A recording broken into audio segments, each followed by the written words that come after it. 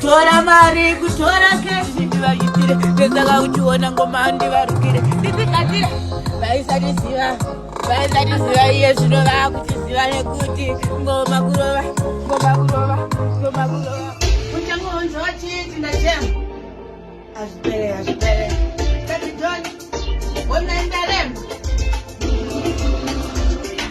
pakaipa. Do you still remember this girl called Baby Don? Ari kunzi iye Akatiza Ku Rehub, uko kwa aichengetwa chiri chinangwa chekuti ange achisiya madrugs.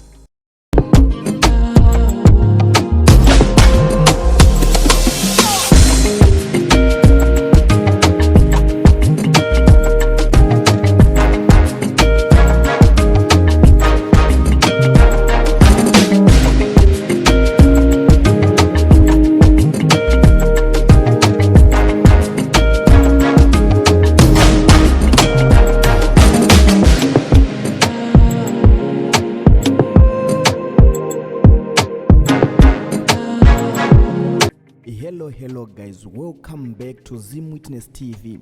Apo patinokupa ma-updates akasiyana-siyana. Uye ndinoti kana kari kekutanga kusvika panapa ingobaya button rekusubscribe, then turn on the notification bell kuitira kuti usarasikirwe ne-every update yatinoposta pano. Uye usakanganwe kufollowa our Facebook page redu rinonzi Zim Witness TV. Ndokutende nesupport yamuri kutipa pachannel yedu everyday. So rambai makadaro, tichange tichingokupai ma-updates nguva nenguva.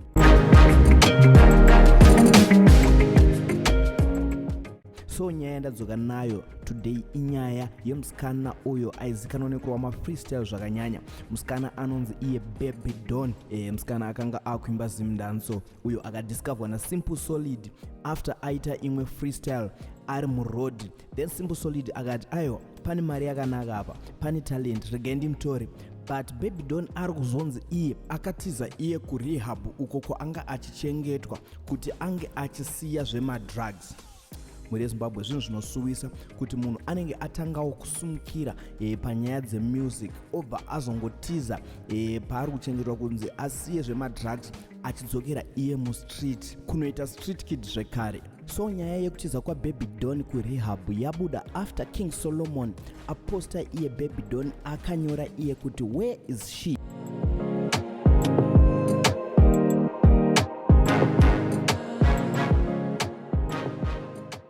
Then ndo pazotanga kubuda marespond nenyaya dzakasiyana-siyana, munhu nemunhu anga achitaurawo mafungiro ake.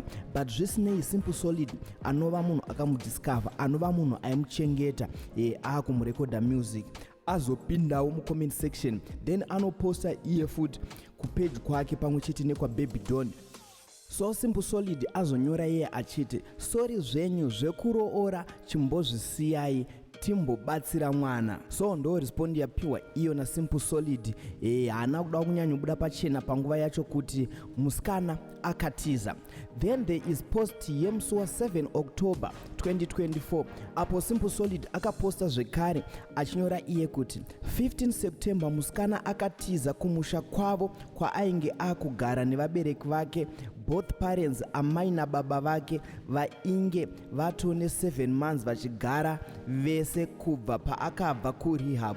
So vanenge vamuona nhamba dzamai vake idzo, then nhamba dzamai vacho nababa vacho dzakabva dzaiswa idzo pacaption yepost yaitaura nezvekuti aiwa musikana Akatiza.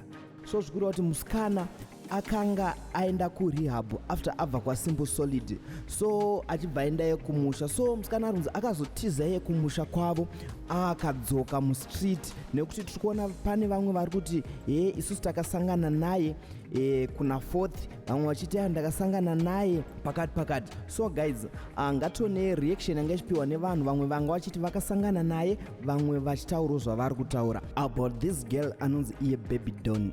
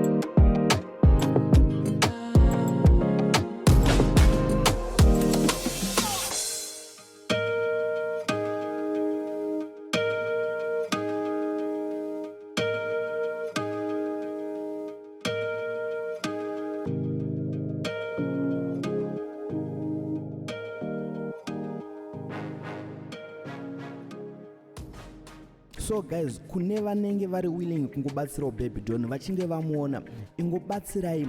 The number dziripo apo pascreen dzekuti munge muchibata hama dzake akwanise kunge achibatsirwa achiendeswa kurehab.